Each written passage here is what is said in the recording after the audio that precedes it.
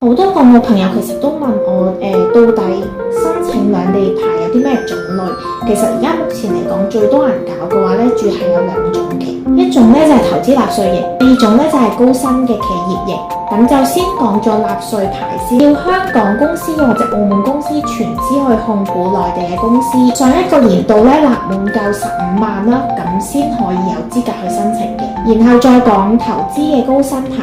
係港澳公司去投資廣東省內嘅國家級高薪投資企業，咁就可以拎到呢個指標，咁都係最方便嘅一個方法。點係其實兩個嘅種類呢，個牌都係一樣嘅作用嘅。不過要留意啦，納稅牌呢後續要一直 keep 住間公司去運營嘅，咁所以後續嘅成本就會比較高一啲。但係高薪牌就唔同，因為係新政策啦，所以其實費用呢就會比納稅係平好多嘅。往後續期嘅成本亦都係低嘅。